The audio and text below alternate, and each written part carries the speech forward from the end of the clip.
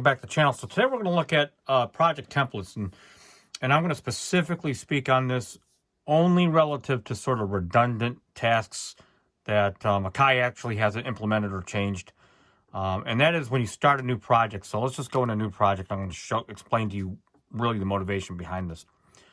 So believe it or not, those of you that use the MPC a lot, when you start a new project up, it generates at the beginning just one, what I call orphan program. And really specifically, you know, as a sound designer and programmer, the only time you really actually use this is when you're actually programming an actual sound for the most part, at least for me. But when you're working in a session and you're not really programming like new key groups and so forth, it really has very little use, and it auto generates so that if let's just say I hit a plugin, it's going to generate, or a key group. Here's program number 2. Here's a clip. And if you look at your mixer right here, you can see it starts to compiling these, what I call orphaned sound orphan programs, which just start to clutter your mix up. So what I end up doing minimally is always deleting these. Believe me, it gets really redundant. So if you out there know about it.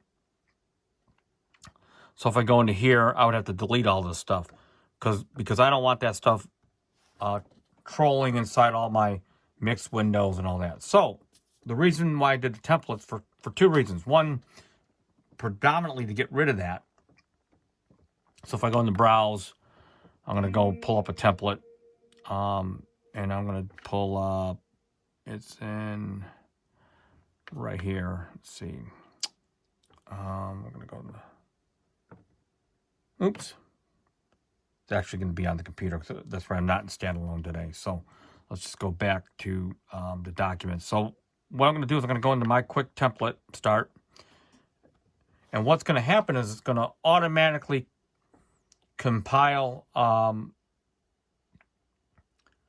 the instruments that I need, and I won't actually have to see that auto-generated program. So if I go into here, you can see.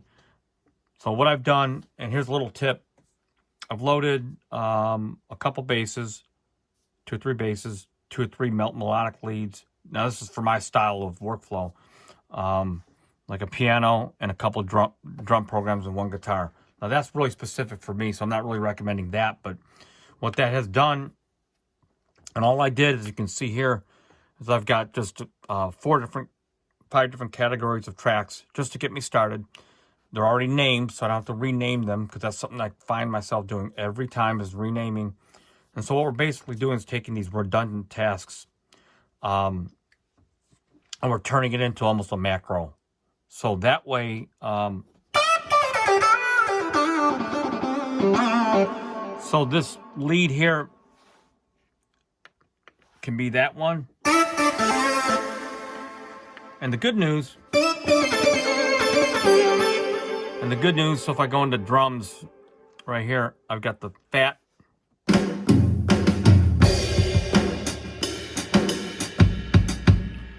or I got the big.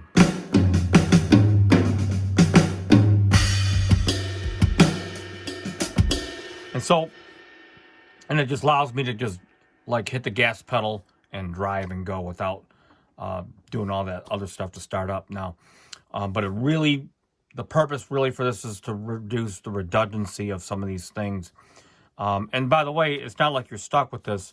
You can make lots of templates for different approaches that you might use for different purposes. And then, like I said, if I have to go back in here, you know, because expansions really have helped me a lot making all these expansions. So I'm at 49 right now. So if I had to go grab a different keyboard to add to the template, I could just grab it right here. And then if that becomes a keyboard that I use a lot in the workflow of the template, which is right here.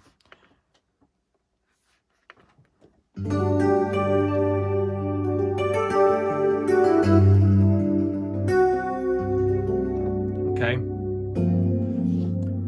then I would just add it to the template and then re-update the template.